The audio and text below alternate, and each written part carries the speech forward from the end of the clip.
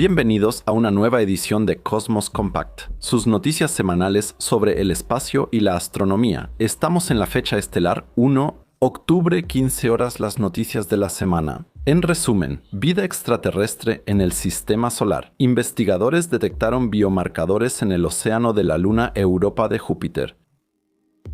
Joven cúmulo de galaxias. Webb se une a Atacama Large Millimeter Submillimeter Array y toma una imagen de un cúmulo de galaxias muy joven. Monstruos negros devoradores. Investigadores han vuelto a modelar cómo se alimentan los agujeros negros y encontraron algunas sorpresas. ¿ET quiere llamar a casa? El contacto inicial con extraterrestres podría beneficiar a la humanidad, dice un científico.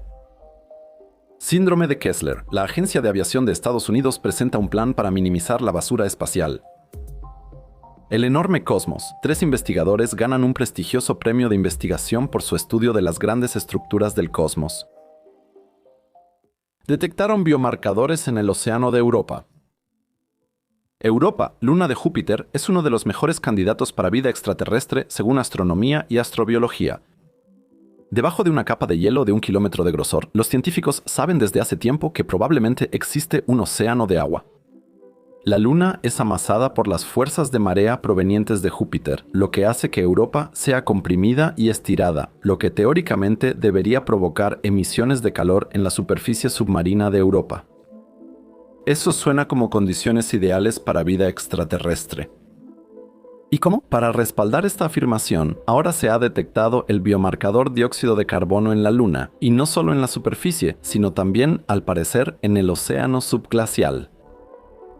Una de las preguntas clave es si este océano subterráneo también ofrece las condiciones químicas adecuadas para permitir el surgimiento de la vida.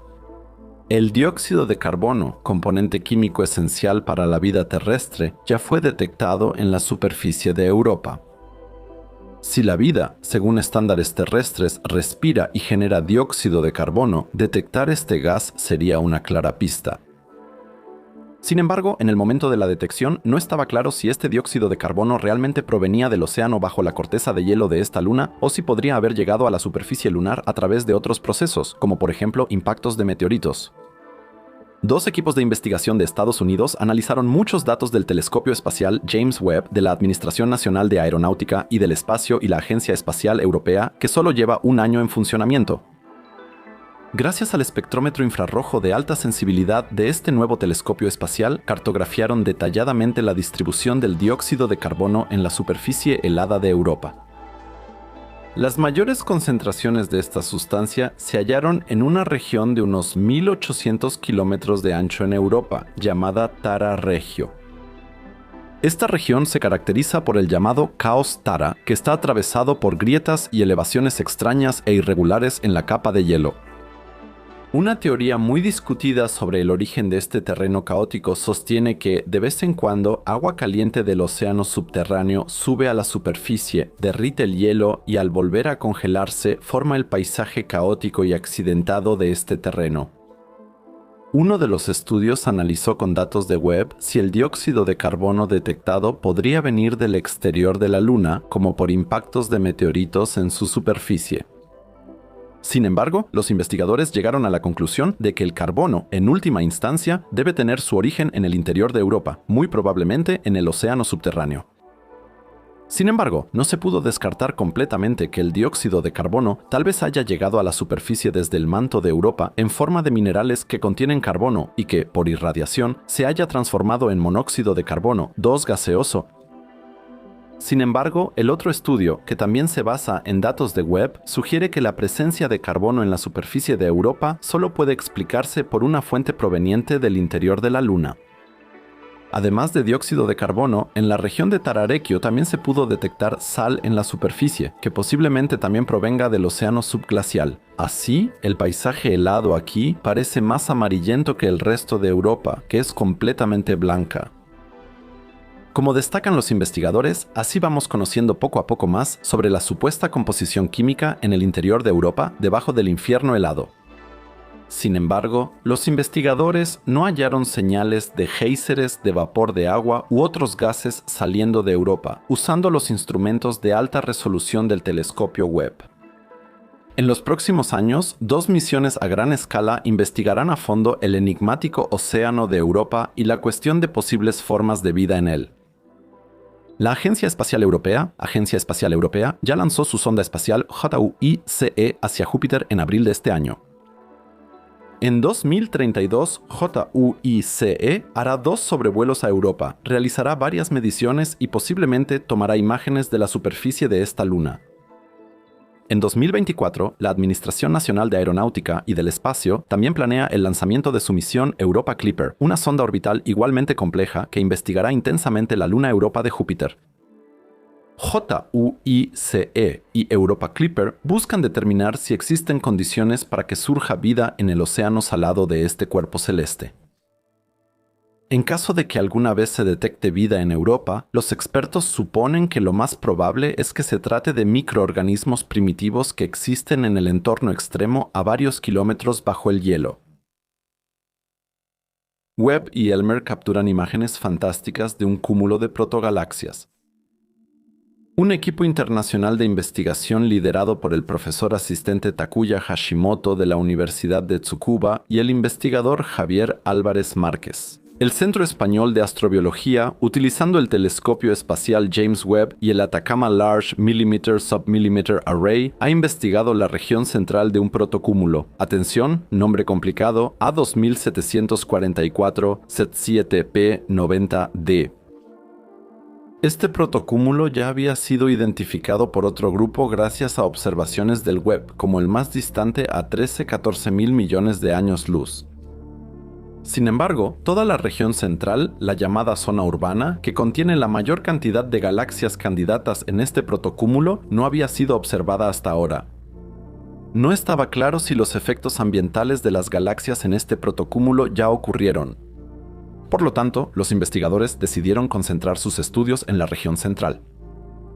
Con Near Infrared Spectrograph, que observa espectros en el rango visible e infrarrojo cercano, se hicieron investigaciones espectroscópicas capaces de captar espectros de todas las áreas del campo de visión al mismo tiempo.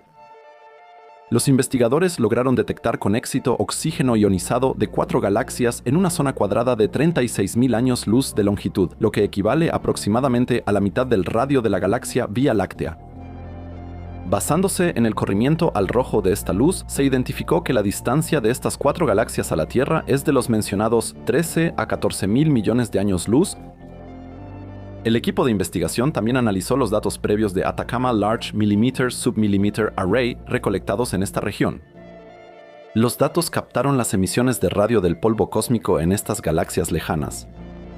Como resultado de sus análisis, pudieron detectar emisiones de polvo en 3 de las 4 galaxias. Por cierto, este es el primer hallazgo de emisiones de polvo en galaxias miembros de un protocúmulo de esta época tan lejana. El polvo cósmico en las galaxias es proporcionado principalmente por explosiones de supernovas al final de la evolución de estrellas masivas en las galaxias, que a su vez suministran el material para nuevas estrellas. Los resultados de la investigación indican que muchas galaxias están agrupadas en una pequeña región y que el crecimiento de las galaxias se acelera. Esto sugiere que los efectos ambientales, es decir, las emisiones de gas y polvo, existieron hasta aproximadamente 700 millones de años después del Big Bang. El equipo de investigación también hizo una simulación para estudiar teóricamente la formación y evolución de las 4 galaxias en la región central. Las simulaciones mostraron que las 4 galaxias se fusionaron en una sola galaxia más grande en unos pocos decenas de millones de años, desarrollándose así en una escala de tiempo relativamente corta en la evolución del universo. Los investigadores planean realizar más observaciones sensibles del protocúmulo con Atacama Large Millimeter Submillimeter Array para ver si hay galaxias que no eran visibles con la sensibilidad anterior. Por supuesto, también aplicarán las observaciones de Webb y Atacama Large Millimeter Submillimeter Array a otros protocúmulos para investigar el mecanismo de crecimiento de las galaxias y examinar con mayor detalle nuestras raíces en el universo. ¿Cómo devoran los agujeros negros? Un estudio de la Universidad Northwestern cambia la comprensión sobre los hábitos alimenticios de agujeros negros supermasivos en astrofísica. Teorías previas indicaban que los agujeros negros se alimentan lentamente. Nuevas simulaciones muestran que los agujeros negros consumen materia más rápido de lo que se creía. Simulaciones 3D de alta resolución muestran que los agujeros negros rotativos deforman el espacio-tiempo, lo que provoca que el enorme remolino de materia que los rodea, también conocido como disco de acreción, sea literalmente desgarrado.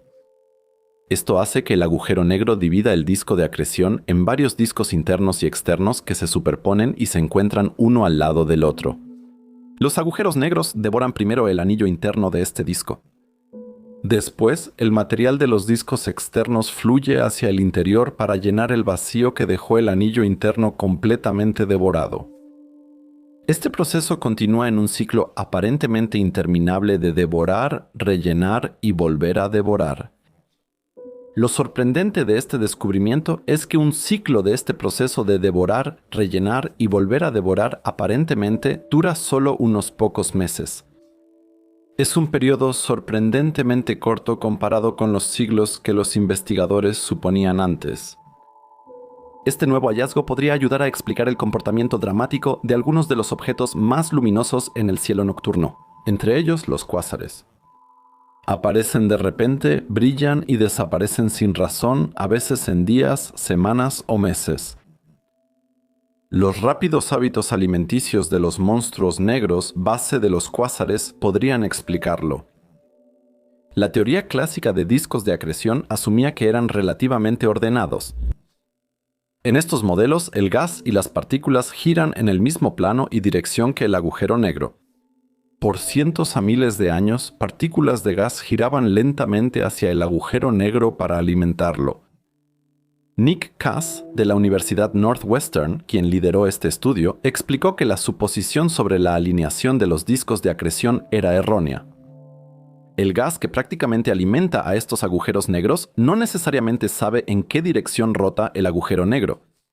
Por lo tanto, no hay ninguna razón automática por la que deba rotar en el mismo plano. Un cambio en esta alineación tiene un impacto significativo en el comportamiento de los discos de acreción. Las simulaciones del equipo revelaron que las zonas cercanas al agujero negro son más caóticas y turbulentas de lo que se creía. En vez de una rotación ordenada como la de un disco plano, el agujero negro genera turbulencia en todo el disco. Este desorden provoca que el gas de diferentes partes del disco choque entre sí. Estas colisiones provocan choques que empujan el material hacia el agujero negro. Con el aumento de la turbulencia, la parte interna del disco de acreción se separa más del resto del disco. Las regiones externas del disco actúan de forma independiente. En lugar de moverse suavemente como un disco plano alrededor del agujero negro, estas regiones externas del disco de acreción oscilan de manera independiente a diferentes velocidades y ángulos. El lugar donde estas subregiones internas y externas interactúan de diferentes maneras es una especie de punto de ruptura o un punto sin retorno para la materia. Comienza un festín donde el agujero negro consume la mayor parte de la materia. Aunque la fricción intenta mantener el disco unido, el agujero negro, debido a su torsión del espacio-tiempo, prácticamente quiere desgarrarlo. En esta región predomina la influencia del agujero negro y las subcapas internas y externas del disco chocan entre sí. En este proceso, el disco exterior desprende capas internas y las empuja hacia adentro. Los rápidos ciclos de alimentación, recarga y nueva alimentación podrían posiblemente explicar el fenómeno de los cuásares cambiantes. Los cuásares son objetos extremadamente luminosos que emiten aproximadamente 1000 veces más energía que toda la Vía Láctea con sus 200 a 400 mil millones de estrellas. Los cuásares cambiantes son aún más extremos. Parece que se encienden y apagan en cuestión de meses, un lapso de tiempo diminuto para un cuásar típico. Así, las nuevas simulaciones no solo ofrecen posibles explicaciones para el comportamiento de los cuásares, sino que también podrían ayudar a comprender mejor la enigmática naturaleza de los agujeros negros. También podrían ayudar a aclarar cómo el gas llega a un agujero negro para, por así decirlo, alimentarlo. Una pregunta central en la física de los discos de acreción. Sin embargo, las simulaciones no son más que modelos. Hasta que los investigadores observen mejor la acreción alrededor de un agujero negro. Si eso llegara a suceder alguna vez, probablemente pasará mucho tiempo. El primer contacto con extraterrestres podría resultar beneficioso para la humanidad. Un primer contacto en la ciencia ficción es uno de los escenarios más emocionantes. La humanidad recibe un mensaje de extraterrestres o incluso naves espaciales alienígenas visitan la Tierra. ¿Pero acaso no ha habido en la historia de la humanidad numerosos contactos entre pueblos que vivían en gran medida aislados y que de repente se encontraron frente a navegantes de Europa Occidental? Fue un choque cultural para ambos. Frecuentemente, el lado tecnológicamente superior esclavizaba a pueblos aislados o los contagiaba, consciente o inconscientemente, con enfermedades que causaban muchas muertes. Por eso, tradicionalmente, en la literatura de divulgación científica y en muchos debates del ámbito académico, se ha presentado un escenario relativamente sombrío para un primer contacto entre humanos y civilizaciones extraterrestres. Frecuentemente, los alienígenas que viajaron grandes distancias hasta la Tierra representan una amenaza esencial para la humanidad. ¿Pero qué pasa si estamos siendo demasiado pesimistas en este escenario? El científico canadiense Stephen J. Firth cuestiona este pesimismo. Él aboga por considerar el posible encuentro bajo el paradigma del diálogo pacífico y el beneficio mutuo. Si realmente llegara a producirse un contacto a distancia mediante comunicación por radio, automáticamente se podrían deducir algunos conocimientos importantes sobre la civilización extraterrestre. Probablemente también enfrentaron desafíos de evolución y supervivencia en su planeta, como nosotros. Así pensarían y actuarían igual, sobreviviendo sin problemas por su intelecto. Además, obviamente dominarían tecnologías avanzadas si pudieran comunicarse a través de distancias interestelares. De estas premisas, Firth deriva los axiomas del primer contacto. Sin embargo, estos son escenarios muy teóricos, porque hasta ahora no tenemos la menor idea de dónde y cómo podrían esconderse los extraterrestres o quiénes son en realidad. Un axioma aquí es una suposición que está arraigada en una determinada visión del mundo. Estos axiomas suponen que un intercambio basado en información y una cooperación serían beneficiosos para ambas partes, tanto para los humanos como para los extraterrestres. Firth parte del axioma de la comunicación, proponiendo que si los alienígenas pudieran comunicarse a través de distancias interestelares, automáticamente se interesarían en el intercambio cultural. Esto sería aún más cierto para los seres postbiológicos, una civilización que dejó sus cuerpos mortales y ascendió a una esfera tecnológica virtual superior, que, aparte de necesitar energía y reparaciones, no tiene otras molestias físicas. Estos seres virtuales, según Firth, seguramente estarían interesados en contactar con una especie biológica y observar cómo se desarrolla la vida inteligente en otro lugar que no sea su planeta de origen. El autor presenta argumentos convincentes de que, bajo estas circunstancias, un contacto a distancia probablemente no representaría una amenaza existencial para la humanidad. Por el contrario, podrían surgir oportunidades de colaboración y enriquecimiento mutuo. Por ejemplo, las civilizaciones podrían intercambiar tecnología o educarse mutuamente para lograr avances filosóficos y científicos juntos. No podemos imaginar cómo se comportarían los alienígenas. Sin embargo, deberíamos considerar que no siempre se trata de la exterminación o el peligro de un grupo étnico o civilización. La Administración Federal de Aviación de Estados Unidos, conocida como FAA por sus siglas en inglés, propone una nueva regulación para reducir la creciente cantidad de basura espacial alrededor de la Tierra. La FAA, además de otras tareas, también es responsable de otorgar licencias para actividades espaciales comerciales como los lanzamientos de cohetes. La FAA aborda en su nuevo borrador de reglas el problema de las etapas superiores de cohetes privados. Las etapas superiores de un cohete, tras colocar la carga útil en el espacio, concluyen su función y suelen quedar en órbita terrestre. Sin embargo, actualmente, esas etapas superiores pueden orbitar la Tierra durante décadas y, como lo que se conoce como basura espacial, contribuir al riesgo de colisiones para vehículos espaciales estatales y privados de todo tipo. La FAA considera que esto es un gran problema, especialmente para las misiones Artemis de la Administración Nacional de Aeronáutica y del Espacio.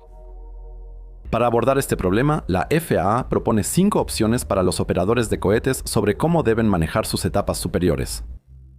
Estas son: una reentrada controlada en la atmósfera, trasladar la etapa superior a una sección orbital menos densamente poblada. un lanzamiento en una trayectoria de escape fuera de la órbita terrestre, la recuperación activa dentro de 5 años o una desintegración atmosférica no controlada. Actualmente, se estima que más de 23.000 objetos de más de 10 centímetros orbitan la Tierra a velocidades de varios kilómetros por segundo. ¿Por qué estas pequeñas partículas son bombas de tiempo? La Administración Nacional de Aeronáutica y del Espacio, la FAA, y otras autoridades globales temen que el aumento de basura espacial provoque el síndrome de Kessler. Este síndrome describe el escenario hipotético en el que una avalancha de colisiones en la órbita terrestre genera tantos fragmentos de escombros que el uso del espacio cercano a la Tierra se vuelve imposible. Si la tasa de colisiones aumenta, el efecto se intensificaría y causaría una contaminación permanente de las órbitas sin posibilidad de escape. En este caso, la humanidad quedaría atada a la Tierra por siglos, milenios o incluso para siempre. Los viajes interplanetarios y proyectos de investigación ya no serían posibles.